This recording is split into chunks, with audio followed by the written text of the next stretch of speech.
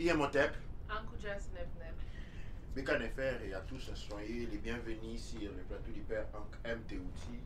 Et nous sommes dans la période de la quarantaine. Aujourd'hui, nous allons affronter un sujet important, un sujet sensationnel, mais qui peut porter à certaines confusions et à certains éléments de controverse. C'est pourquoi nous voulons que nous soyons très très bien concentrés. Nous allons parler de la civilisation ou barbarie. Ce sujet sort tout droit des...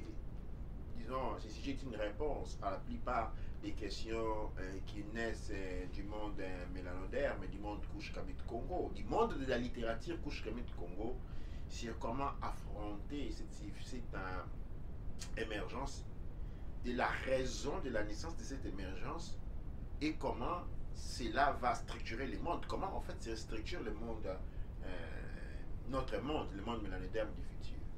Donc je vais dire Chalier, dire Maître Nefer sur les plateaux à Nefer, Rakouchinecher et à Oukaneb Jedef Rasiki Montep. Maître Nefer.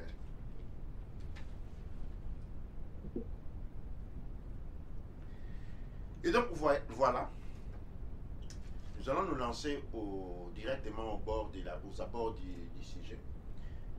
Civilisation ou barbarie. Qu'est-ce que nous voulons dire par civilisation ou barbarie?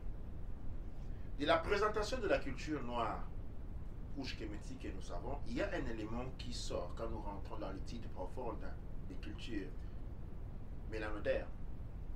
Et quand je parle de culture mélanoderme, j'aimerais ici que nous fassions une différence nette entre les cultures mélanodermes authentiques et les cultures noires coloniales. Ces deux zones se confondent. Et aujourd'hui, nous allons élever un élément. Nous allons traiter plusieurs sujets. Mais je vais prendre le concept de la liberté. Okay? Le concept de la liberté dans le sens de la pénétration, non seulement philosophique, mais culturelle, mélanoderme et à confrontation de ce qui nous vient du monde colonial. Alors, aujourd'hui, tout le monde veut être libre. Ok? Mais ce que l'on ne réalise vraiment pas, les concepts de la liberté tel qu'il nous a été proposé par le monde de l'écoderme n'a pas trait à la liberté, mais a trait au libertinage. Il y a une relation, ou disons une distinction nette entre être libre, vivre dans la liberté et vivre dans le libertinage. Et ce concept vient d'une tradition mélanoderme justement qui a une expérience de 200 000 ans sur l'existence de cette terre. Pourquoi? Nous trouvons les fondements de cela dans la Mahat. La Mahat nous enseigne que tout est interconnecté. Nous sommes tous interconnectés et vous le savez, tous les reconnaissent en disant que les mouvements, comment on dit, les mouvements de l'aile d'un papillon dans un coin du monde provoquent, comment on dit? C'est l'effet papillon. L'effet papillon. Les mouvements de battement des ailes d'un papillon d'un côté vont provoquer un tsunami de l'autre côté. Qu'est-ce que cela nous enseigne? L'interconnexion. Nous sommes énergétiquement interconnectés. Okay? Nous ne pouvons pas être libres des autres. C'est-à-dire, qu'est-ce que cela signifie? Cela nous appelle à une notion de responsabilité culturelle. La morale, l'éthique n'est pas pour paraître beau, mais pour maintenir les essences en équilibre. C'est ainsi que les actions des uns, les actions qu'on met en acte, nos pensées ne sont pas fins à nous, mais ont des répercussions sur les autres parce que nous sommes tous interconnectés. D'où le sens de la responsabilité culturelle, à travers l'éthique, la morale et ensuite à la gestion sociale civique. Même le fonctionnement de l'ordre social a un impact important dans les mécanismes d'interconnexion qu'il existe entre nous. Le libertinage, c'est cette notion qui dit à partir du plan, donc on dit je pense donc que je suis. Du fameux philosophe occidental. Je pense donc que je suis. Tu es toute seule. Et cette logique tombe tout de suite. Parce que ta pensée ne peut pas déterminer ton existence. C'est ta conscience qui détermine ton existence. Et tu es conscient de quoi? Tu es conscient de la masse, de la loi. Ce dysfonctionnement se représente au niveau des conceptions religieuses où on dit les lois. Ou dans les religions, on parle des lois. Les lois de Dieu. C'est quoi les lois de Dieu? Encore nous rentrons dans les mêmes concepts. Les lois de Dieu, c'est les lois de la conscience. Et quand on définit, on va lire les différentes lois, même quand on voit les 10 commandements dits de Moïse, ou même quand nous allons voir les 42 lois de la Mahat, ce sont tous des notions qui te rapportent à la conscience. Qui te dit ne tue pas. Ça signifie quoi ne tue pas? Sois conscient de ton prochain. Ne vole pas. Sois conscient de ton prochain. N'insulte pas. Sois conscient de ton prochain. Cela nous rapporte tous à la conscience. Et cet état de conscience a été ritualisé pour dire maintenu au niveau de la société du monde à travers ce qu'on appelle l'initiation ou le culte de l'existence. Chaque action que nous posons a une importance dans le sens qu'il participe à l'équilibre de l'interconnexion existante dans l'existence. Les cultures les plus puissantes sont, comment on dit, ils sont sanctionnés des rituels. Les cultures les plus puissantes sont sanctionnées des rituels.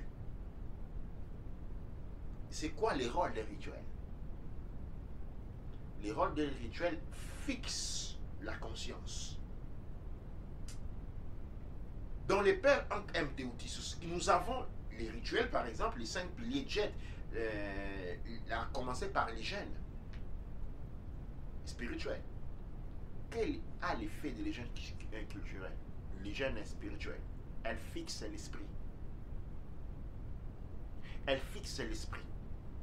Quand l'esprit est fixé, il est conscient. Et donc, à travers les âges, j'essaie de nouer un concept de l'évolution de la conscience à travers des règles de vie. C'est à ce moment-là que dans les âges sont nés ce qu'on appelle une vie ritualistique. Chaque action que l'on fait a un rôle dans le maintien de l'équilibre, tout comme dans la destruction de l'équilibre. Et donc, quand on part dans une notion où l'on veut la libertinage déguisé en liberté, je vais être libre dans ma vie, je vais en faire ce que j'avais. Ce que l'on est en train de dire, on veut détruire la vie des autres. Parce qu'en voulant être libre, c'est-à-dire on veut se détacher de la collectivité des autres. Or, ce qui est impossible. On veut ne pas être conscience. On ne veut, quand on parle de libertinage, on ne veut pas avoir la responsabilité de ses actes. Et cette irresponsabilité entraîne un chaos dans le système complexif. Et quand vous rentrez dans les temps, quand on parle des peuples nomades et les peuples insédentaires, les peuples nomades étaient caractérisés par une irréfutabilité à l'ordre. C'était les peuples qui saccageaient les autres terres. Ce sont les terres qui s'attaquaient aux autres, qui allaient piler les autres parce que pour eux, leurs actions étaient sanctionnées par les libertinages. Et cette philosophie se trouve dans les monumentales psychologiques occidentales où on se pose la question qu'est-ce qu'il y a après la mort? Pour dire qu'il n'y aurait rien, quoi. Qu'est-ce que cela signifie quand on est en train de dire mais qu'est-ce qu'il y a après la mort? C'est une fuite de responsabilité pour dire que dès que j'ai fait quelque chose, c'est fini, il n'y a plus rien. Il n'y a plus rien. Et c'est cette culture-là, spécialement, moi j'appelle la culture berbère.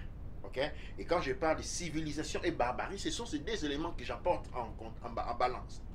Pourquoi? Parce que le monde moderne devenu africain a été présenté comme un monde barbare. Ok, non? Et le monde qui lui a détruit le monde africain a été symbolisé, devenu symbole de la civilisation. Et on appelle civilisation l'acte d'avoir une voiture qui pollue, mettre les ciments sur toute la terre, couper les arbres et détruire la vie des animaux, inconscients de l'interconnexion, inconscients des actions, disons, inconscients des réactions que ses propres actions vont avoir. C'est ainsi que, pour rire, hein, je dis cela, mais pas tellement pour rire, parce que ça serait un rire amer, on vient dans le monde mélange, on dit que vous n'avez pas de voiture parce que ça signifie que vous êtes pauvre. Et convaincu par cette morale démoniaque, on se dit, voilà, détruisons la mère terre, dérobons là de ces os que nous allons fondre grâce au fait qu'il nous a été donné par la même mère terre-mère, et nous allons fabriquer des engins pour nous déplacer rapidement. Après, nous allons, sans réaliser que notre corps, vous voyez, un cheval a un corps parce qu'il doit courir. Il y a une évolution. Le cheval ne marche pas. Avez-vous déjà vu un cheval marcher pendant 5 km? Non. Vous devez lui forcer à faire ça. Le cheval, où il est ferme, où il est commandement en train de trottiner dans la course. Et comme ça, de tout animal, vous ne verrez pas un lion en train de nager, sinon en cas de survie. Nous, les êtres humains, les mélanodermes, mais quand vous regardez notre physique, on est des marcheurs. On est des marcheurs. Et quand on arrête de marcher, on rentre, on tombe malade, on commence à développer des maladies. On danse et les mouvements, c'est-à-dire, nous, c'est la danse et la marche. Et la danse est une marche. Vous ne disconnerez pas que la danse est une marche. L'Occident dit non, voilà, nous avons besoin de courir à la même vitesse que les guépards. Si la nature voulait de nous que nous déplacions, que nous ayons des besoins, comme les guépards, nous aurons eu la rapidité du guépard. Mais la rapidité dépasse nos besoins. Les besoins dont nous avons les nécessités se trouvent à la limite de notre vitesse en tant que marche. Et notre marche signale aussi notre degré d'évolution. Tempéré parce que nous ne sommes pas les seuls à vivre sur cette terre. Chacun a une vitesse bien déterminée, oui. Oui, je voulais ajouter aussi, quand tu parles par rapport à la marche ou quand tu parles par rapport au déplacement, il y a un fait que beaucoup de personnes ignorent, c'est que quand on est dans une voiture, quand on est dans un vélo et on se déplace à une vitesse énorme, le point c'est que le confort a fait qu'on ne sent pas la vitesse. Donc c'est comme par exemple le déplacement avec les cheveux, on sent la vitesse. Mais quand on se déplace dans une voiture, on est à 70 à l'heure, 60 à l'heure, on ne sent pas la vitesse. Le truc est que tous nos organes, notre sang et tout, ils courent à 60 à l'heure. Ils vieillissent à 60 à l'heure aussi. Énormément aussi, c'est la même chose que toutes les personnes qui prennent des avions. Exactement. Dans un avion, il y a ton corps et tous tes organes et tout, ils sont en train de voyager à cette vitesse-là. On voyage dans les temps se déplace et dans l'espace. Absolument, avec le véhicule, ton corps se déplace aussi. Donc il y a un déplacement de ton corps, ta conscience en même temps. Et ce qui fait que pour beaucoup de personnes qui passent beaucoup de temps en tant que conducteurs et les pilotes et tout, ils ont des maladies qui développent plus tard par rapport au fait qu'ils sont tout le temps en déplacement. Et même aussi le test de l'air. Il y a un déplacement différent et il y a un mouvement différent. Et donc ça fait que ça peut affecter la peau comme ça peut affecter le corps différemment. Un déplacement non dit au-delà de ces espaces vitaux. C'est-à-dire, si pour un cheval va faire 20 km, il les fait en, disons, 3 heures, l'homme il les fait en moins. Et ces éléments ont été fixés. L'homme peut augmenter sa vitesse en utilisant les animaux de la nature parce qu'il y a une certaine zone de compatibilité, mais pas au-delà, parce qu'au-delà on crée des grands problèmes. Et je disais, c'est-à-dire après que vous avez pris du poids parce que votre forme change, vous avez un gros ventre, on vous dit allez voir un docteur. Vous allez voir un docteur, le docteur vous dit que non, vous avez trop de poids, monsieur, vous ne pratiquez pas assez de sport et vous devez vous inscrire dans un gym pour maigrir. Et maintenant, vous revoici, vous allez vous retrouver à payer pour marcher sur un tapis roulant, à reprendre votre fonctionnalité. C'est cette même culture qui nous dit, voilà, vous mangez des légumes. Trop de légumes, ça signifie que vous êtes pauvre. C'est cette culture qui nous apprend que manger c'est-à-dire rompre l'équilibre de la nature en tuant les animaux pendant 12 mois et en faire des réserves dans des gros frigos pour en manger en quantité comme nous voulons est une bonne chose. Et après nous engraissons parce que nous changeons notre capacité d'assimilation de certains éléments non, que nous ne devions, qui ne devaient pas être disponibles à ce moment-là. Et puis on vous dit encore, allez voir un docteur qui vous allez payer. Et puis le docteur vous a dit, monsieur, vous mangez très mal, vous devez maintenant commencer à manger des légumes. C'est ce qui nous fait genre. C'est à ce moment-là qu'on porte la balance civilisation et barbarie. C'est quoi la civilisation et c'est quoi la barbarie? La civilisation paraît comme de l'extravagance. Un civilisé, c'est un être extravagant. Un civilisé aujourd'hui, moi je dirais, c'est un être inconscient qui a perdu tout contact avec la nature et se voit comme un dieu. C'est ça ce qu'on appelle un modèle civilisé. Mais ça, c'est pas de la civilisation, ça c'est de la barbarie. La barbarie, c'est quoi la barbarie? C'est un acte à travers lequel on compromet l'acte, l'ordre naturel des choses. Faire de la barbarie, c'est aller contre un ordre établi. Et l'ordre établi, c'est l'ordre de la nature. Civilisation et barbarie, donc, nous met devant cette dualité-là. Et nous pousse à nous questionner. Un élément très important va dépasser la parole est que quand nous regardons, nous recouvrons la culture mélanoderme, nous trouvons que chaque acte a son rôle. On ne fait rien pour rien. L'être humain se réjouit de savoir vivre dans une relation d'interdépendance. Une interdépendance évolutive. Disons une interdépendance qui sert de garde-fou qui nous permet d'éviter de tomber dans l'inconscience. Du moment où on est conscient que ces actes, même quand on est dans les quatre coins de sa chambre, tout acte qu'on met, toute pensée qu'on émet a la répercussion sur la vie des autres. Et que si l'on devait faire à soi, si l'on devait être aimé comme l'on aime les autres, donc on se permettrait, il y a un garde-fou qui se crée et il y a une communion d'esprit et d'attente qui se manifeste de par la compréhension d'une telle logique. Je ne parle pas encore de son implémentation, de son implication, juste la compréhension. Il y a Mahat qui est introduit et Otep se manifeste d'effet. De l'autre côté, il y a les libertinages qu'on a voulu dissimuler sous le nom de la liberté. La liberté en soi. L'homme doit se libérer de ses pulsions animales. C'est ça la liberté. C'est une démarche évolutive. La liberté n'est pas une démarche sociale. Ce n'est pas une démarche de réalisation sociale, mais plutôt une démarche évolutive. L'on se libère de la bassesse animale qui nous ont été nécessaires pour découvrir le monde dans lequel nous sommes.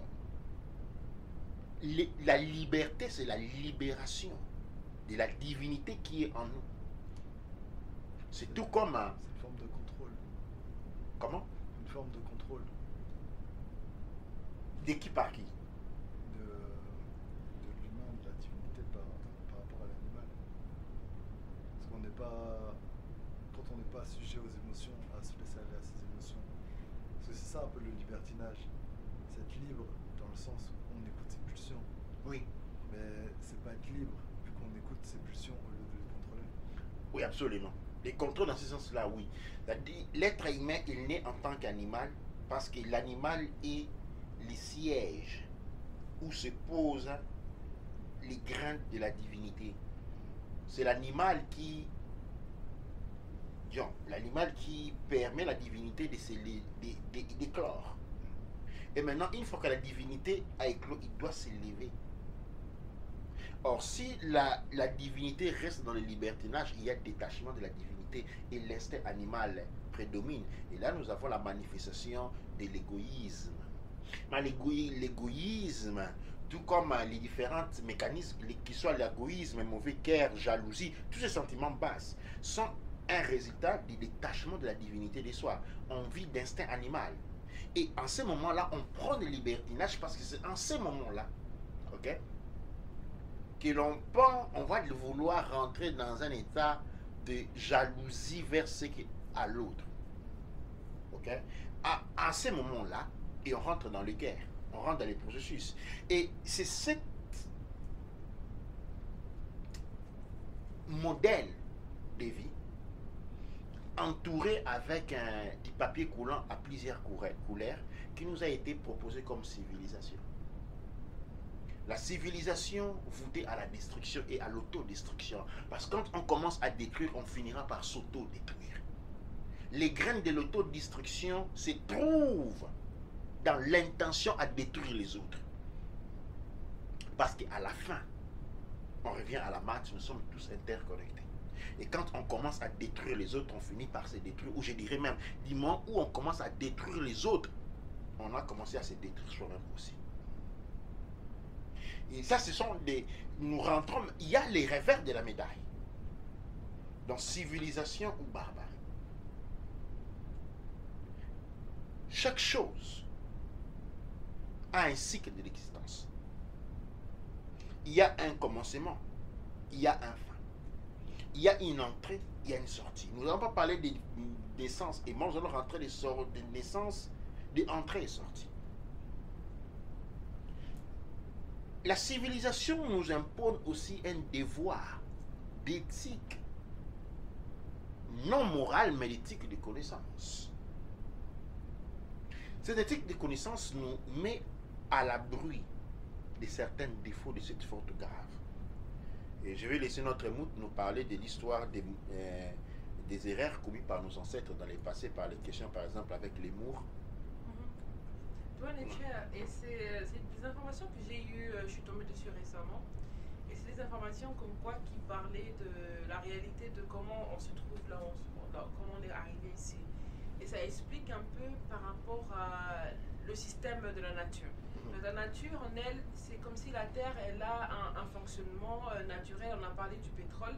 Donc la Terre, elle a pris le pétrole, elle a pris tous ces gaz qui étaient nocifs à l'extérieur. La nature le prend pour les recycler. Donc c'est pas vraiment une forme de destruction ou extinction, mais c'est plutôt pour redonner la vie différemment ou pour remanier, remodeler et donner une nouvelle vie à la chose. C'est comme ça que nous prenons le pétrole et puis nous l'utilisons.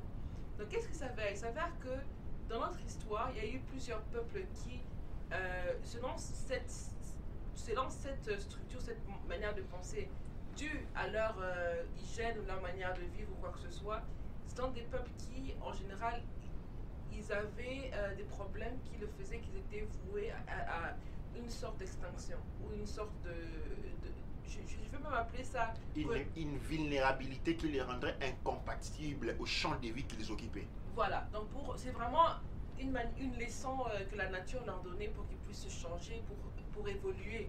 Une opportunité à évolution, je dirais.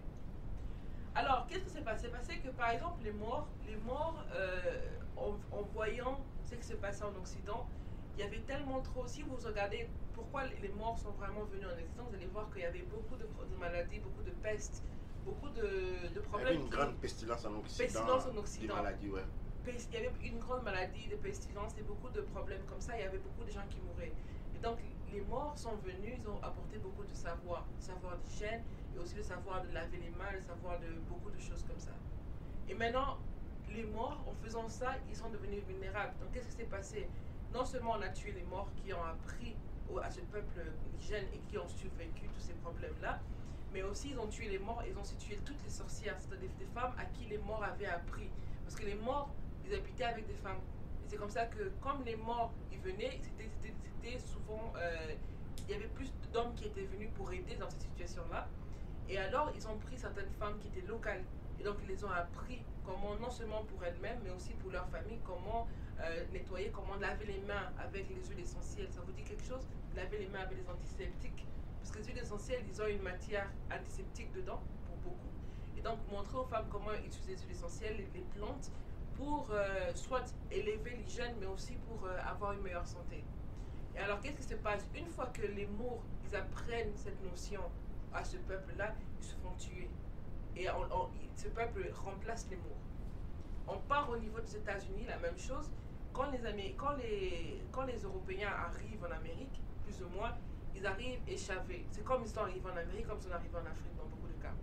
Donc en Amérique, ils sont arrivés avec leur bateau et les Indiens d'Amérique pouvaient voir carrément que ce peuple avait, on pouvait leur donner quelque chose comme quelques jours, quelques mois de survie. Ils n'allaient pas survivre l'hiver parce qu'ils ne connaissaient pas le nouveau pays, ils ne connaissaient pas les systèmes et ils n'avaient pas la mesure de s'adapter à un climat Aussi qui avait rapidement. et aussi la diversité comparée à l'Europe, c'était vraiment autre chose. C'était un écosystème différent. Un écosystème différent, ils ne savaient pas s'adapter. Alors les Indiens d'Amérique les ont ouvert la porte, les ont gardés, c'est dans qu'on appelle Thanksgiving.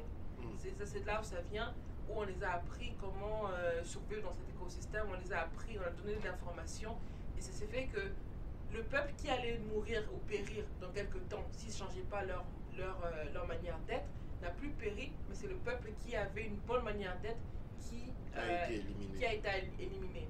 Et donc, je veux souligner ça. Pourquoi c'est très important, c'est que vous allez voir les enfants. Les enfants, quand ils sont petits, des fois, tu vas dire à un enfant ne touche pas au feu. C'est chaud. L'enfant doit toucher pour savoir. Chaud, ça veut dire qu'il y a la température, ça brûle chaud. Trop froid, ça veut dire qu'il y a une température qui va me faire du mal parce que c'est froid. L'enfant doit apprendre à marcher lui-même. L'enfant veut faire seul, surtout quand ils sont trop petits. Parce que l'enfant, c'est pas toi qui vas faire l'évolution pour l'enfant. La personne doit faire l'évolution elle-même. Maintenant, tous les peuples qui ont pensé, entre guillemets, aider, ils n'ont pas aidé. Donc, ils ont été une destruction pour eux-mêmes à la fin parce que la nature leur punit plus. Parce que la nature nous met dans une situation difficile pour qu'on puisse revoir nos fautes, pour qu'on puisse grandir. C'est une opportunité pour grandir. Donc, je reviens d'abord en Occident. Quand il y avait les pestes et tout, c'était une opportunité pour eux de comprendre différemment qu'il y avait des problèmes sanitaires. Leur propre rapport avec la création. La création, leur propre rapport avec la création, leur propre rapport avec les animaux. Parce que quand on rappelle les documents bibliques ou la Bible, même quand on la lit vraiment, on va voir que avant que Adam puisse avoir Ève, les dieux le laissaient se corpuler avec les autres animaux. Et donc c'est un problème de fond qui vient de très très loin. Et donc le problème c'était que certaines habitudes devaient être des habitudes qui devaient être extinctes. Donc c'est pas que la nature veut extincre des personnes, mais des habitudes. Et quand il veut nettoyer, c'est quand on fait un flush à la salle de bain, quand on dégage l'eau, ça part avec tout ce qui est là. Certaines choses vont rester, mais la plupart vont partir. Et donc c'est comme ça que c'est une sorte de lavage que la nature fait. C'est comme ça qu'on contrôle un système naturellement. Maintenant, le problème est que en fait, pendant qu'on évolue, on apprend beaucoup de choses et c'est dur. Et surtout je pense la difficulté avec le peuple noir de cette époque, ou on peut dire les Mours à cette époque, c'est que l'évolution, ça a été fait pour eux pendant plusieurs générations. Eux, ils ont oublié les situations qui les ont poussés dans l'évolution. C'est comme le peuple aujourd'hui, le Kush Kamilko, on se pousse à l'évolution, entre guillemets, à cause de la colonisation et de l'esclavage. Mais le truc, c'est que si on nous aide de manière où on nous aide, c'est pas nous-mêmes qui faisons notre évolution, eh bien, on va entraîner notre cycle de destruction. Parce qu'en général, c'est le samskara, voilà. De destruction. Voilà, donc parce que c'est une opportunité à ce peuple-là de comprendre, ok, si on a beaucoup de problèmes, l'hygiène c'est quoi? Comprendre l'hygiène de manière que quand les enfants vont naître, ils auront des informations génétiques qui vont faire que dès qu'il y a une situation pas hygiénique, les enfants vont réagir directement naturellement. C'est comme aujourd'hui, les enfants, dès qu'ils touchent que c'est chaud, la plupart d'enfants, tu ne peux pas leur dire deux fois. Dès qu'ils touchent que c'est chaud, il sait que c'est chaud, c'est par hasard qu'il va toucher. Mais en lui-même, il sait, il va demander si c'est chaud ou pas. Et donc c'est vraiment cette histoire qui raconte comment, quand on aide des personnes, surtout de manière à aider la croissance d'un peuple, la croissance spirituelle, la croissance d'un peuple, on ne doit pas le faire. On compromet la croissance. Quand on rentre dans les études, par exemple, bouddhiques, une histoire que tout le monde connaît très bien, et que Siddhartha Kadamod Bouddha avait interdit à un de ses disciples de faire de l'aumône, à donner aux pauvres qui avaient sur les riz de l'Inde. Alors, quand les disciples a posé la question de savoir pourquoi, il dit la personne doit expirer son propre karma. Quand toi tu l'aides, non seulement tu les punis, parce que son cycle s'arrête, il doit les recommencer du début, mais tu prends son karma sur toi. Tu prends son karma sur toi. Et dans la démarche culturelle, et nous voyons, certains me disent, mais dans la démarche culturelle, on dit on doit faire l'aumône aussi, on doit aider. Mais cette idée-là, quand on dit aider, on parle de construire les institutions d'une nation qui ont les rôles de pouvoir donner, assurer une disponibilité. Mais le monde qui consiste à aller donner directement aux personnes est quelque chose dans la démarche culturelle qui est énergétique et n'est pas conseillé. C'est pourquoi des erreurs ont été commises dans le passé et certains peuples devaient être recyclés. Quand d'autres peuples ont intervenu en voulant faire les bons, eh bien, non seulement ils ont bloqué l'évolution de ce peuple, mais ils les ont reportés au départ, mais ils se sont pris sur les épaules ce qu'on appelle les karmas, où je prendrai en train de destiner de ces peuples-là. Et dans le monde mélanodème, nous avons fait cela. Dans le monde des couches mélanodème, nous avons fait cela beaucoup de fois. Plusieurs fois, nous sommes retrouvés à intervenir sur les destins des autres peuples. Plusieurs fois, nous avons intervenu. Et non seulement nous avons bloqué la démarche évolutive de ces peuples, mais nous nous sommes mis sur les épaules leur karma. Et quand ce karma s'est additionné et il s'est présenté à notre porte, nous sommes ébranlés. Ébranlés. Ça, c'est quelque chose qui est très important et ça rentre encore dans la défense. Aujourd'hui, pardon pour ne pas te couper, mais aujourd'hui, on le voit avec le coronavirus. On voit très bien que le problème était que si le problème était contrôlé de manière où directement chaque pays avait pris sa responsabilité et directement fermé toute issue et essayer de trouver, au lieu de trouver des aides pour maintenant partager des aides dans tous les autres pays ailleurs, mais si les aides étaient partagées dans le pays, par exemple en Chine quand ça a commencé, partagées dedans, ou en Italie quand ça a commencé, partagées dedans, on aurait eu une situation un peu différente. C'est vrai qu'avec ce virus, on ne parle pas de situations conventionnelles dans le sens où ce n'est pas un virus naturel. Ça, on le sait bien. Mais c'est juste pour donner un exemple, ça veut dire que il y a tout ce système-là, il est ouvert comme ça. Et c'est comme ça que beaucoup de personnes ne comprennent pas pourquoi l'Amérique fête Thanksgiving. Les Américains, ils fêtent Thanksgiving. Thanksgiving en français, c'est la fête de l'indépendance. Comment ils appellent? Je ne sais même pas comment on appelle Thanksgiving. Thanksgiving, ça doit être le jour de l'indépendance, quoi. Je pense que ça non, c'est pas le même jour. Thanksgiving, c'est pas l'indépendance. c'était pas avec le... Ouais. C'est on perd à Noël. C'est une fête qui fête, je pense, quelques semaines avant Noël. Mais Thanksgiving, c'est la pas... fête de l'élimination des Indiens d'Amérique. C'est où Des massacres des Indiens d'Amérique. C'est-à-dire les Américains remercient ces jours-là parce que c'est grâce au massacre des Indiens d'Amérique qu'ils ont une terre qu'ils peuvent appeler les États-Unis d'Amérique chez eux et où ils peuvent construire, où Trump peut construire des murs pour tenir tout le monde dehors. Pour Thanksgiving, justement, en traduction littérale, ça veut dire action de grâce, dire merci en même temps. Mais c'est une journée d'action de grâce, mais c'est une journée de Thanksgiving. Comment ils font? C'est comme ils célèbrent ça comme on célèbre Noël. Donc il y a des cadeaux qui sont apportés. Mais pourquoi ils célèbrent ça? Pour beaucoup de personnes, on va voir ça limité. Donc je vais juste expliquer pour ceux qui ne connaissent pas. Ils ont la dinde le jour de Thanksgiving. Et même les Européens, ils ont adopté la dinde qu'ils ont pris de Thanksgiving à Noël.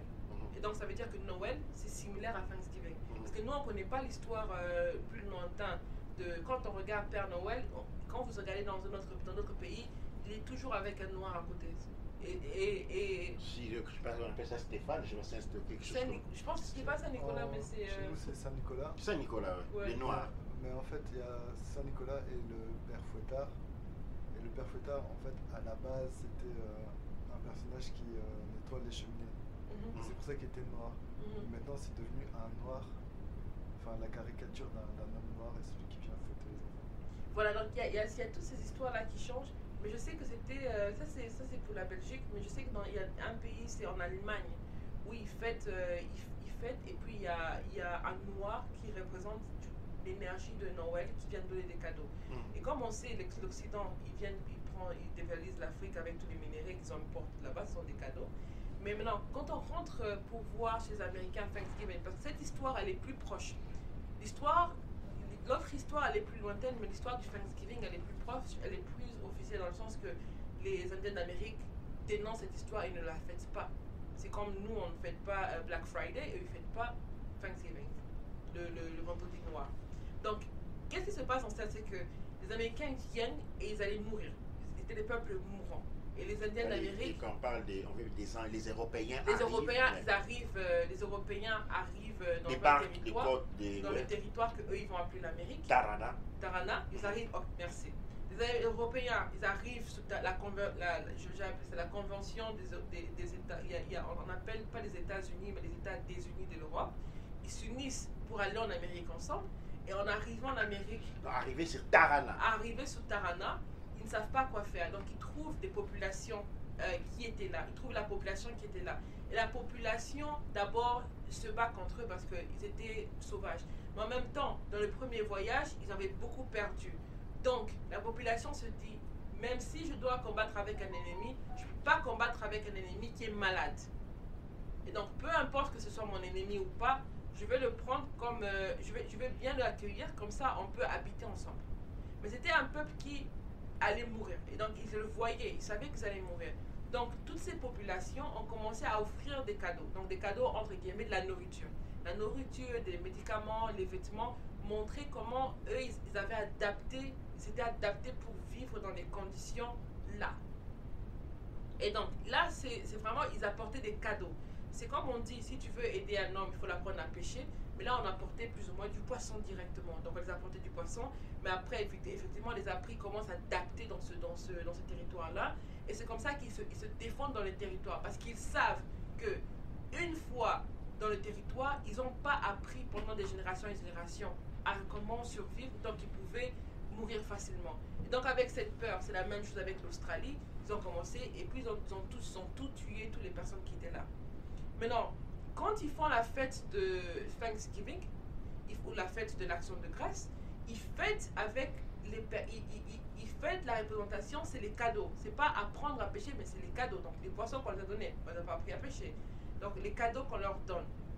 On va se poser la question, pourquoi ils fêtent ça? C'est parce que ça marque le moment où l'individu qui a donné les cadeaux a pris le karma de l'individu qui allait mourir, entre guillemets, ou je ne dirais même pas mourir, mais la personne qui devait passer le test. Imaginons une personne qui devait passer le test, qui n'était pas prêt pour passer le test. Une autre personne vient lui porter des cadeaux et c'est lui maintenant qui doit maintenant faire le test de l'autre. C'est vrai que l'autre peuple n'était pas prêt pour faire son test, mais au moins lui, il savait qu'il lui, il était déjà vieux, il avait plus de chances à survivre à ce test-là que l'autre personne qui n'était pas préparée du tout parce que ce n'était pas son histoire à lui. Donc, il y a un échange qui se fait et c'est comme ça que le peuple d'Indien d'Amérique a pu être tué, en fait. C'est par ça. Donc, c'est comme ça qu'il est extinct. Parce que les personnes c'est pour ça qu'il y a très peu d'entre eux. En général, les personnes qui devaient être... en Amérique, ils devaient avoir moins de nombre d'occidentales parce qu'ils sont venus d'ailleurs. Aujourd'hui, on voit qu'il y a moins de nombre d'Indiens d'Amérique qui étaient la population indigène. Pourquoi? Justement parce qu'ils ont fait un swap.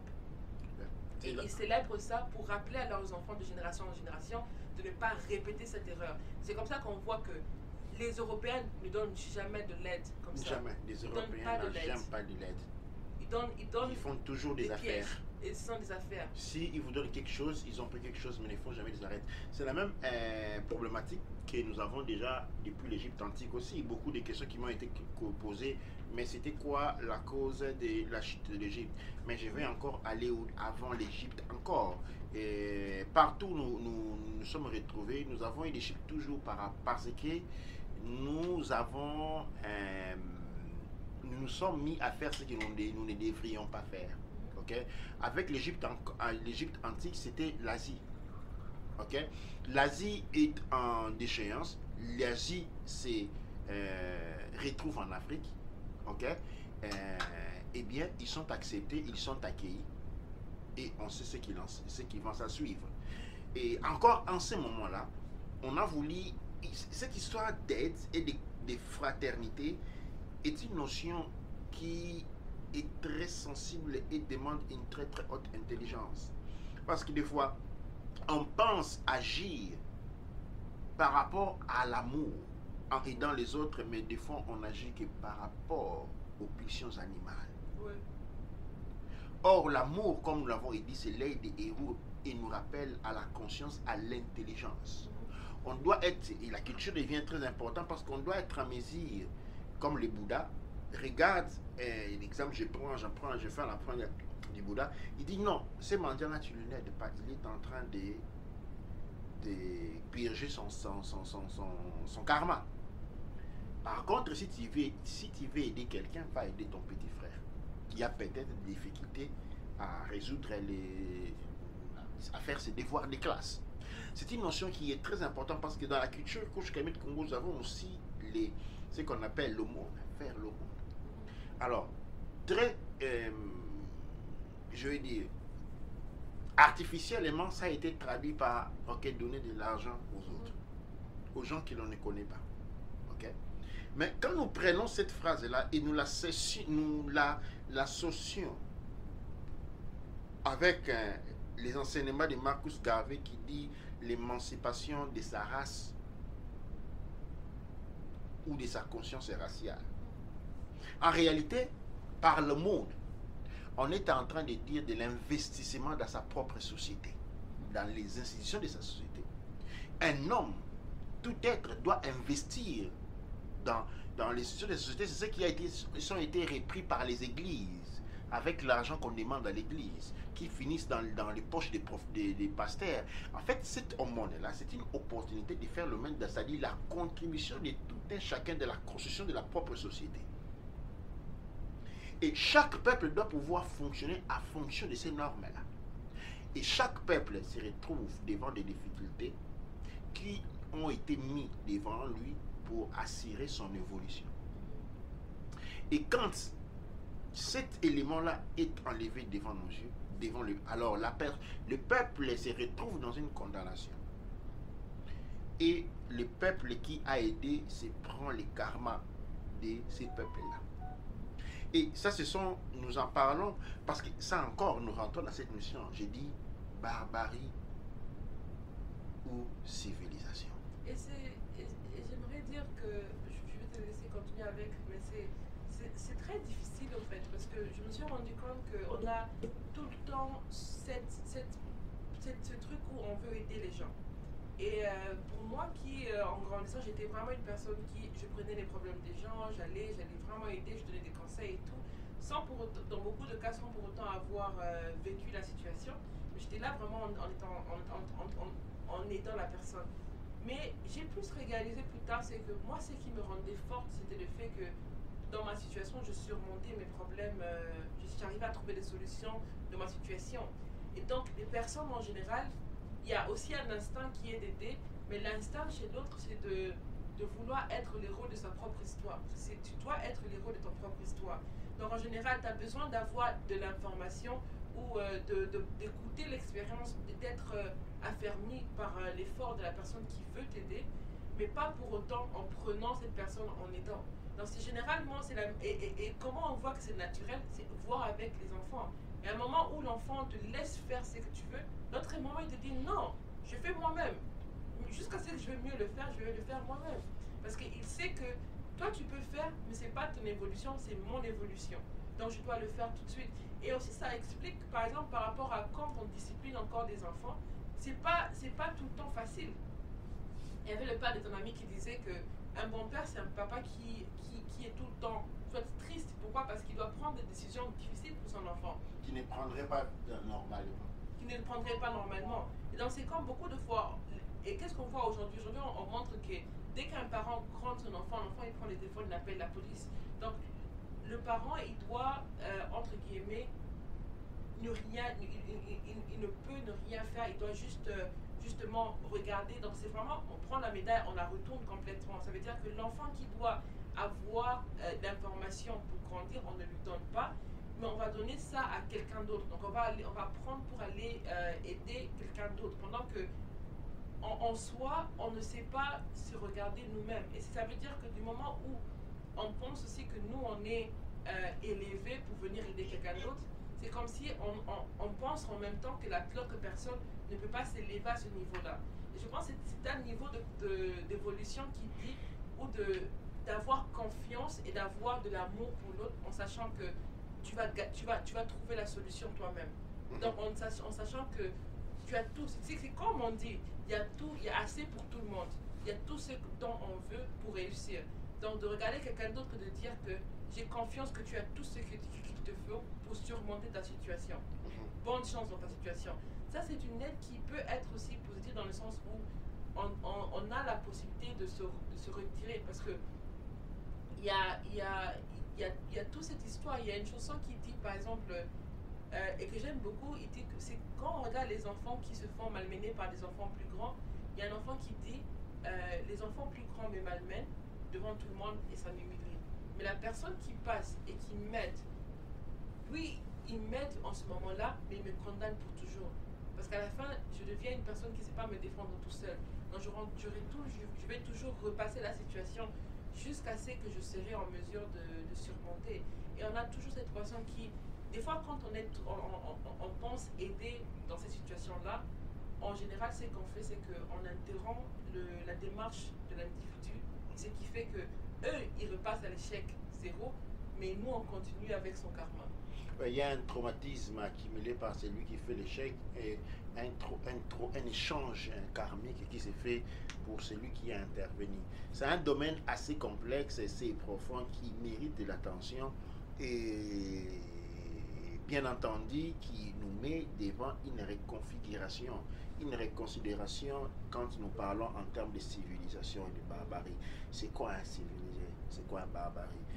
Pour les pères en Kemtéouti, un civilisé, c'est seulement une personne consciente. Un barbare, c'est un état de conscience. La civilisation, la barbarie, ça ne mesure pas en termes de capacité d'accumulation matérielle. Elle ne se mesure pas en termes de capacité d'accumulation d'armes capables de détruire l'humanité en appuyant juste un bouton. Ça ne se mesure pas en termes d'orgueil ou de la capacité de s'imposer sur la vie des autres, imposer ce modèle de vivre comme le seul moyen d'être.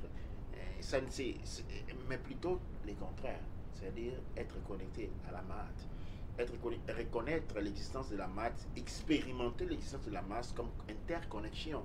Et cette interconnexion nous met dans une place où nous assumons une fonctionnalité, tout comme toutes les autres êtres sur ce plan. Et là, met donc un chaos, met en chaos cette notion.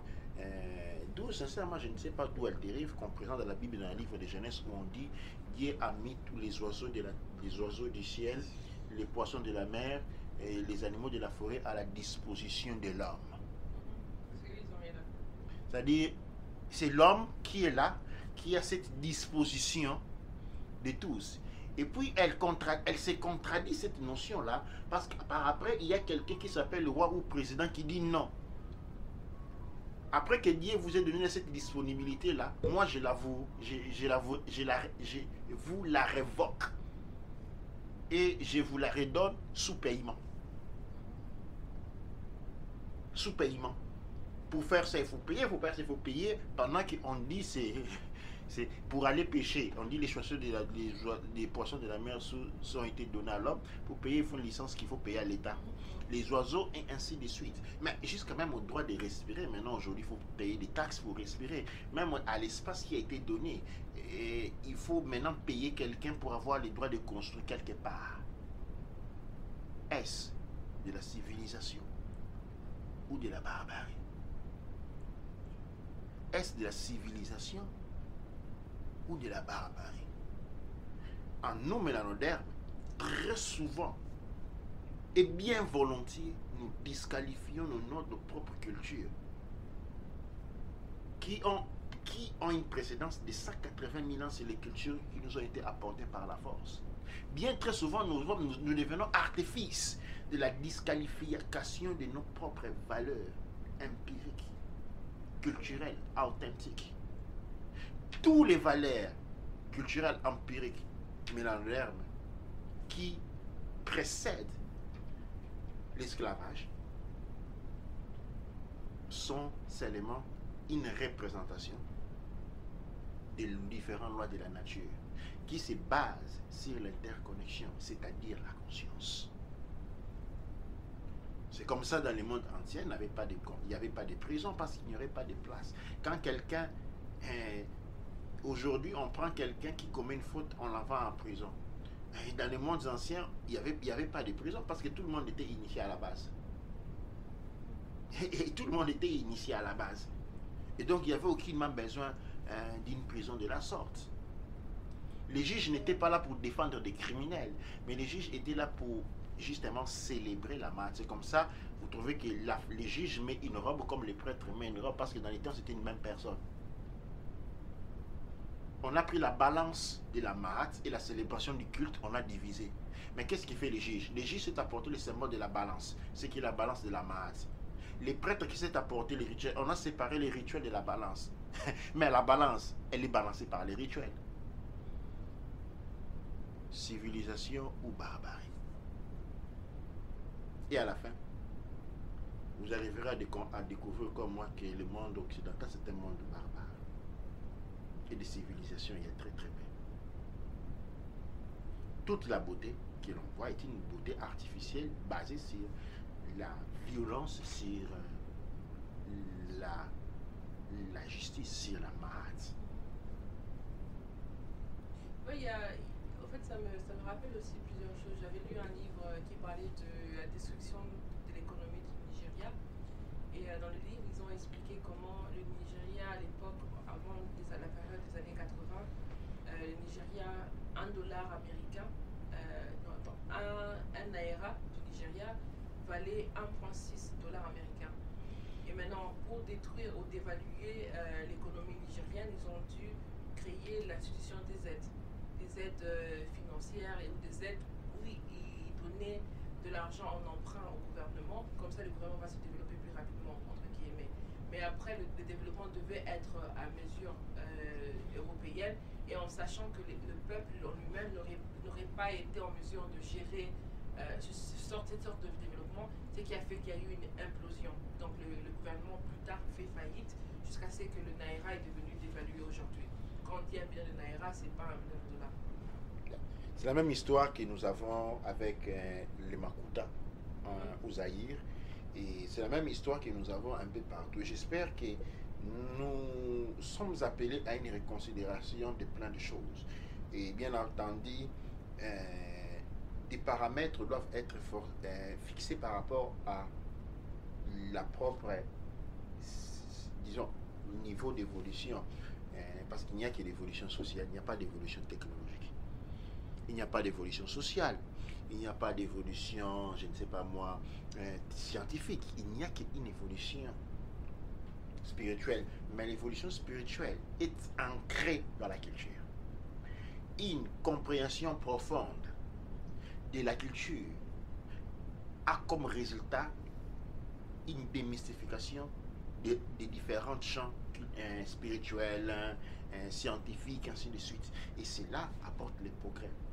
C'est-à-dire, dès que l'on sort, dès que l'on sort de son champ culturel, on tombe dans l'inconscience et l'inconscience porte à une perdition. En fait, des erreurs qui ont été commises, c'est parce qu'on est allé au-delà de notre champ culturel. On a oublié de pouvoir se référer à notre champ culturel, on est tombé dans l'animal. On est tombé dans l'animal et on a fait des choix sur base de l'animal. C'est pourquoi la sphinx, les héros N-Akuti se trouvent dans les déserts aujourd'hui. Parce qu'à un moment donné, on a laissé l'animal prendre le dessus. On a laissé l'animal prendre le dessus. Et que l'animal prend le dessus, on est maintenant contraint, comme dans le monde occidental, à recourir à des mesures, des sanctions qui n'ont aucune relation avec l'évolution. Maintenant, avec l'émergence des coronavirus en France et en Italie, des gens sont restés à la maison pendant 10 jours, ils sont sortis dehors pour se découvrir. Les gens ont été arrêtés par la police et on leur donne une sanction de 400 €. Dites-moi, qu'est-ce que cela va changer à une personne qui n'a pas de l'argent de donner une sanction? Où je vois en Occident, quand vous avez un compte bancaire, parce que maintenant c'est obligatoire, et pour quiconque travaille ou a un business, il est obligatoire. Et quand vous avez un retard de paiement, c'est compréhensible. Si vous avez un retard de paiement, c'est parce que vous n'avez pas assez d'argent. Je comprends si tu arrives au travail en retard, c'est parce que tu as dormi plus. Tu aurais pu dormir moins. Tu aurais pu aller au lit tôt pour te dormir, pour te réveiller en temps. Mais ici, tu as un retard de paiement parce que tu n'as pas de quoi payer. Et on va te sanctionner en te demandant de payer 3 fois plus. y a-t-il un sens? Que la mafia est utilisée à En fait, la personne, elle est stressée. Elle est encore plus stressée, il est démoralisé, il est abattu. Et nous avons un système qui renforce ces mécanismes-là. Civilisation ou barbarie. Aujourd'hui, dans les thèmes de la reconstruction des mondes du demain, nous sommes apportés à nous poser ces questions-là. Parce que nous devons pouvoir reconstruire un monde sur base de civilisation, en tant que conscience, et non en tant qu'orgueil, non en tant que... Aujourd'hui, nous sommes finis dans un monde où on dit, disons les choses comme on les dit, on envoie des enfants en Angleterre pour étudier les droits. Moi, je suis horrifié devant cette idée des gens qui viennent en Angleterre pour étudier les droits, parce que l'Angleterre, dans son histoire, n'a que tué. Ils sont allés là où, et quand ils sont arrivés en Haïti, après 45 ans, on ne trouve même pas des gens vivants.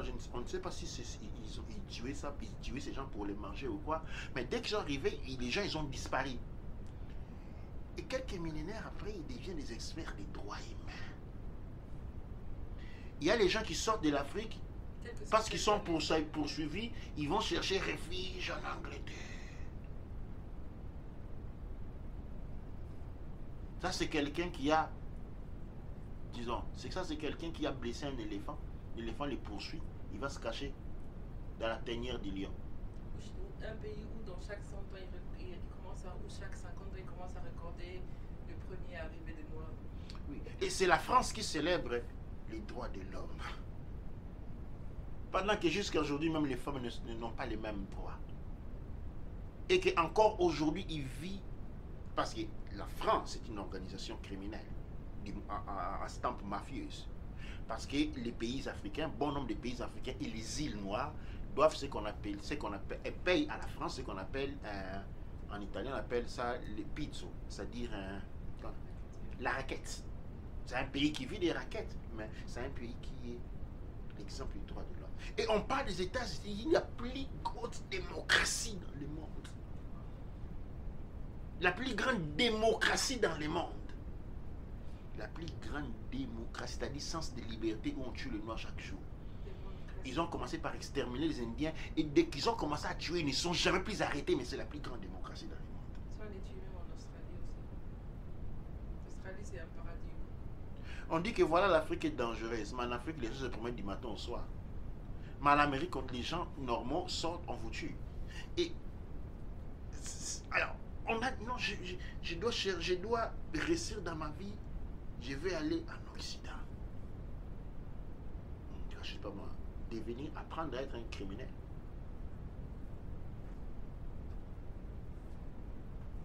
On veut parler d'économie, on vient en Occident parler d'économie. Parlons-en de l'économie occidentale. On nous enseigne, j'ai fait l'économie, on nous enseigne les bilans des nations, tout ça, comment fonctionne. Et l'Angleterre, 6% du PIB, l'Italie, 4% du PIB, les États-Unis, ainsi de suite. Mais dans ces comptes-là, il n'y a pas de voix où on dit l'argent venant de l'extorsion de la Guinée, de la République du Congo. Ça, il n'y en a pas. Alors nous avons devant nous des documents falsifiés qui disent qu'il y a une croissance économique. C'est comme on sait que la France, on dit qu'aujourd'hui, si la France, pendant une seule année, ne prenait pas de l'argent venant de l'Afrique, c'est la faillite. Mais sur les bilans, il n'y a pas écrit. Alors quand la France nous apprend l'économie, de quoi on parle? Et ces gens qui viennent prendre l'économie en Afrique, ils vont en France, ils rentrent en Afrique. Et là-bas, il n'y a pas de mafias qui peuvent faire. Et qu'est-ce que vous voulez que cette personne-là se retrouve à faire? Il va être corrompu, il va voler. Comme lui, il n'a pas des autres où aller voler comme la France le fait, il va voler au prochain, assez semblable. Civilisation ou barbarie. Nous sommes appelés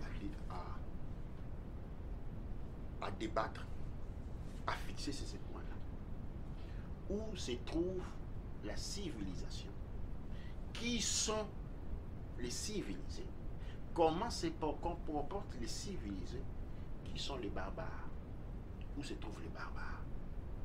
Parce que de mon expérience, les barbares se trouvent en Occident. Ça, c'est mon expérience personnelle. elle est beaucoup plus barbarique que n'importe quel coin. Et nous devons pas dans les objectifs les condamner. C'est une carte, moi j'appelle ça la barbarie, c'est une étape évolutive. Hein? Je ne dis pas que les civilisés est meilleur des barbares. Je dis que les barbares à une époque évolutive de l'enfant brutal qui veut encore tout cacher pour apprendre. Tout comme les civilisés, c'est un vieil. C'est-à-dire les barbares, c'est un enfant.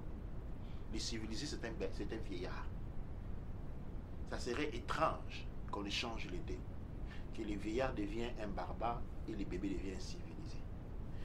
Voilà ce que nous avions eu à affronter ce soir en termes de discussion. Je vous laisse le mot de la fin. Ouais, en mot de la fin, ce que j'aimerais dire, c'est qu'on a entendu la phrase qui dit pour changer le monde, il faut être le changement qu'on veut voir. Déjà, tout changement commence avec nous-mêmes.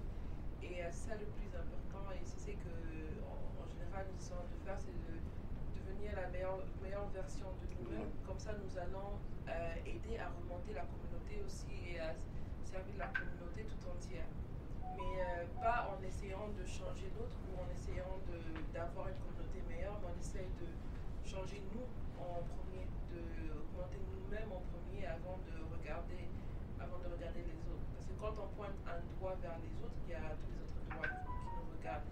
Et donc ça, c'est très important, je pense, à avoir. Et c'est un message que je dis dans le sens où c'est très important de vraiment intérioriser le message en sachant que tout travail personnel qu'on fait pour nous intégrer dans la communauté, eh bien ça aide la communauté. Et aussi des fois, quand une autre personne est dans une difficulté, ne pas penser qu'on doit être l'héros à chaque instant, mais des fois, une pensée positive et une pensée en sachant que cette personne peut donner l'espoir à la personne en lui disant que tu peux mettre fin à cette situation. Des fois, ce genre de parole aide plus que aider physiquement. Parce qu'en général, ce sont des situations où la personne elle-même doit être en mesure des fois à sortir de ces situations et de grandir et vraiment d'avoir la totalité de la leçon morale qu'il a dans la situation difficile qu'il a appris. Et en général, pour un peuple, être confronté à une situation difficile, c'est vrai que d'un côté, il y a l'extension, mais de l'autre côté, il y a une possibilité à devenir quelque chose d'encore meilleur, quelque chose d'encore plus formidable parce qu'on a la capacité d'apprendre de cet ennemi. C'est comme ça qu'on voit dans les dessins animés, dans tous les films qu'on regarde, que quand on est confronté à notre némésis, à notre ennemi le plus grand, c'est ce moment où on fait le plus, on grandit le plus. Dans les films de Neo, dans Matrix, il a grandi avec toutes les épreuves que la Matrix lui a montrées. La Matrix lui a fait devenir l'héros qu'il est devenu plus tard, pas parce qu'il a abandonné, mais parce qu'il a appris des enseignements qu'il a eus en se battant contre la Matrix elle-même directement. Toi, Nietzsche. Toi, Nietzsche. Nietzsche. Donc, je pense que là, tu as déjà bien résumé la situation. Donc, au niveau de l'évolution de chacun, c'est vrai que les difficultés présentes devant nous sont là justement pour nous aider à passer au niveau supérieur. Donc, en intervenant, on peut interrompre le processus. Et durant l'émission, je me posais la question si par exemple deux civilisations se rencontrent, qu'une on va dire plus que l'autre, est-ce qu'elle doit intervenir ou pas? Mais c'est plus au niveau de ce que j'ai compris, c'est plus au niveau de la praticité. Donc, on peut enseigner, mais sans faire à la place de la personne. Parce que le fait de faire à la place de la personne, c'est comme si la personne n'apprend pas à le faire. Oui, on devait remettre la personne sur les voies de son destin. C'est de mettre la personne sur la voie de son destin. Imaginez aujourd'hui de savoir que, par exemple, tu as un ami, ok, et que cet ami-là, eh bien, demain, tu venais à savoir, cette personne, elle va mourir demain. Ça, c'est l'intelligence de l'initié ou de l'aîné. De savoir que c'est son destin. En changeant cela, égoïstiquement, pour un devoir de se sentir, le sentiment de se savoir héros, tu vas changer toute la map. Parce que nous sommes tous interconnectés. Et tu vas bouger tellement de choses que quand ces mouvements vont retourner, il va retourner sur toi et tu vas être effondré. On confronte la personne, mais on ne sort pas de son décès. C'est une responsabilité non morale. C'est pourquoi, quand on parle de fois la morale, il y a une morale haute, il y a une morale basse. Il y a la morale de l'animal. La morale de l'animal se base sur des préjudices personnels, c'est-à-dire, je ne vais pas sentir ça, je ne vais pas me sentir responsable de ça. Et donc, j'ai fait égoïstiquement. Même si non, c'est égoïstiquement, parce que non, c'est fait par rapport à soi. Mais en réalité, il y a un grand dessin, et dans ce grand dessin, l'autre des choses vont devoir fonctionner comme elle est. C'est fois, quand on fait voir les films, les gens qui voyagent dans le futur, un code qu'on demande toujours à la personne, ce n'est pas celui de ne pas changer l'ordre des choses. Tu vois, de ne pas changer l'ordre des choses parce que il y aura un retour très négatif à changer cela. On ne doit pas jouer avec le fil du temps. Et le problème, c'est que nous, on n'a pas conscience qu'on voyage dans le temps et dans l'espace. On prend ça comme de la science-fiction. C'est quelque chose qui est loin de nous. Mais en réalité, le voyage dans le temps et l'espace, ce n'est pas quelque chose qui est loin de nous. C'est le voyage à travers différents mondes. Et chaque fois que nous changeons les fréquences, nous changeons de monde. Maintenant, admettons qu'il y a une bombe qui saute à côté de nous. Boum! On rentre dans la mer, nos fréquences abaissent. On est sorti du monde où on était. On est rentré dans un autre monde. Où il y a une fête ici, boum!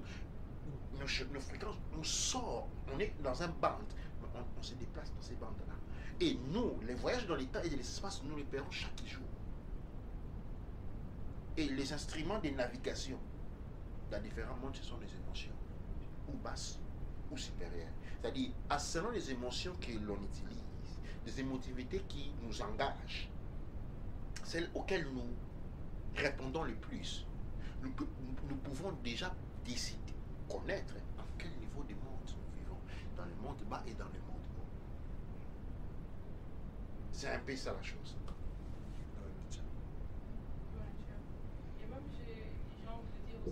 Par exemple, quand on part pour un oracle, l'oracle parle en parabole et en général, quand un enfant grandit, on aide l'enfant à grandir, à être capable de déchiffrer son message à lui, de déchiffrer la parabole, par exemple. Comme ça, quand tu reçois ce message, c'est un travail que tu dois ajouter pour mieux comprendre.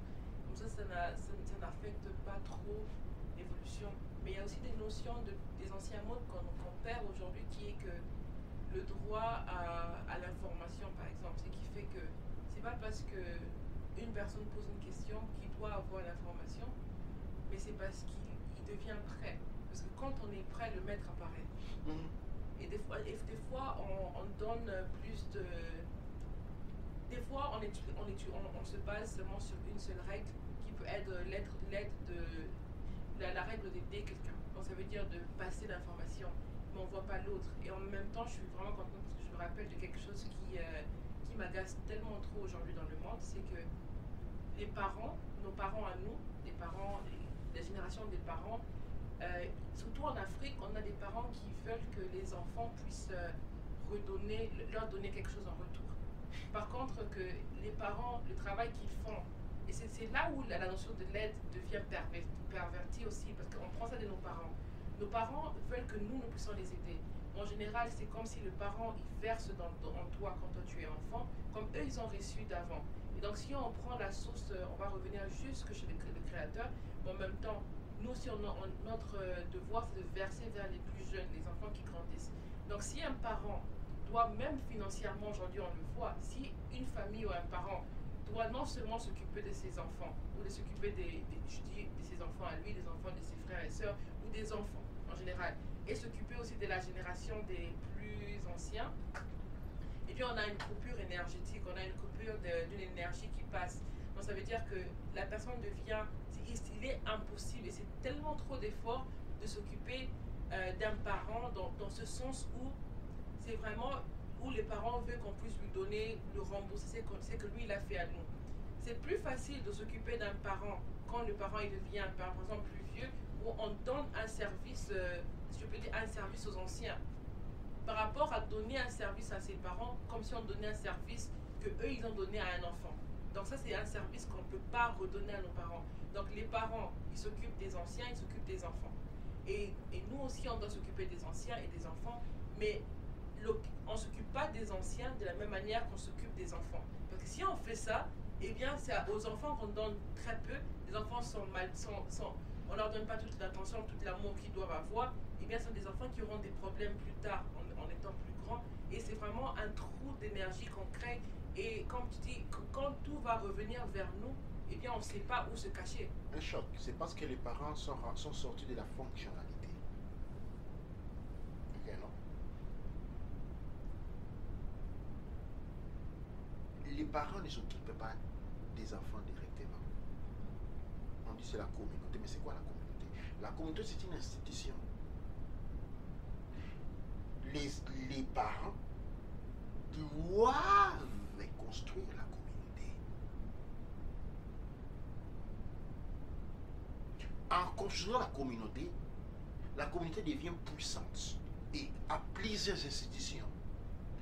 Ce sont ces institutions-là qui continueront à prendre soin des enfants et des vieillards. Quand ils seront vieux, ils n'auront pas à demander, à présenter la facture chez leurs enfants, mais bien au contraire,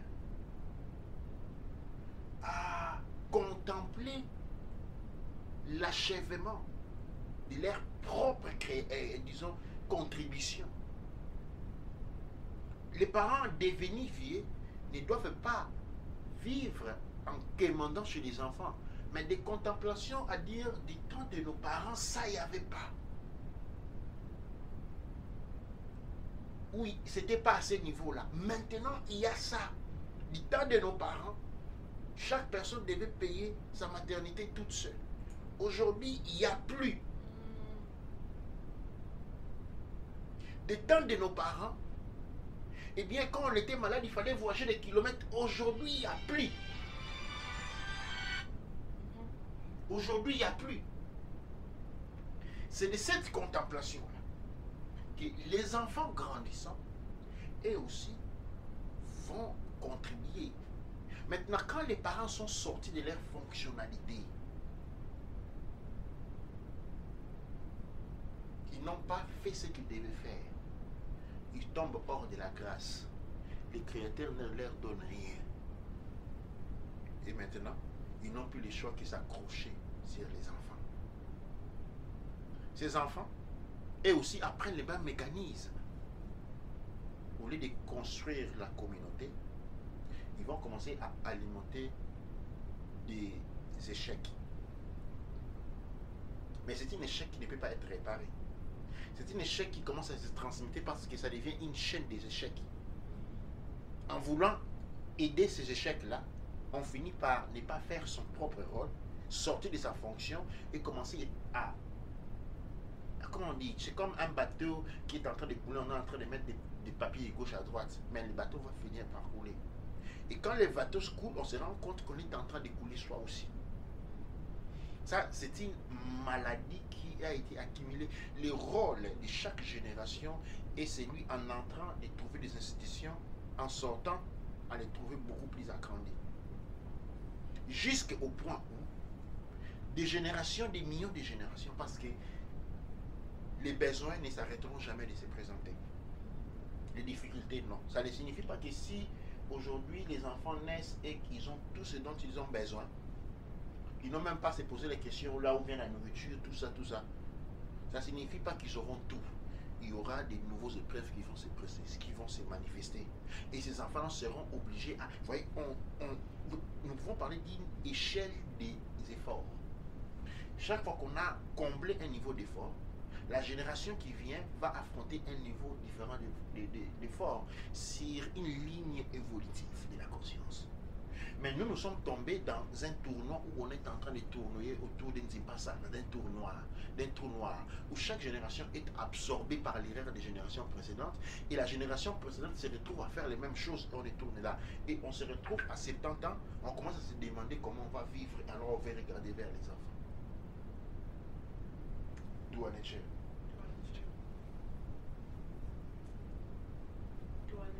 Est-ce qu'on a d'autres commentaires à dire? Donc, chaque génération a le rôle d'apporter sa contribution pour que les événements se déroulent correctement. Construire les institutions. Construire l'institution, ça signifie construire le monde. Le monde est une institution, n'est-ce pas? Une planète, c'est une institution. Et notre devoir divin, c'est celui de construire et de propager la vie.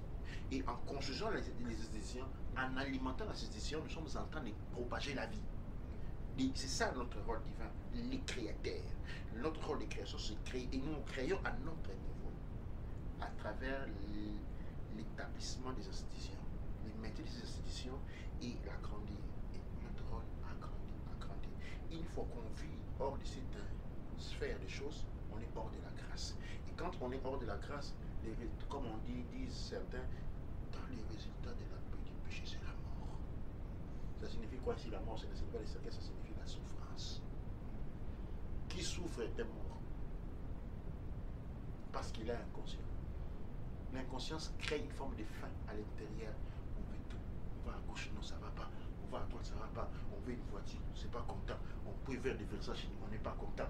Et puis on veut une femme, c'est pas content. On a vu deux, on n'est pas content. On a trois, on est content. On est toujours là parce que on est détaché de la conscience divine.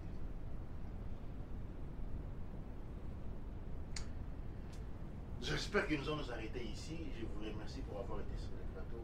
Doua, Necher, Doua, Mandra, Doua, Nem, Ercher.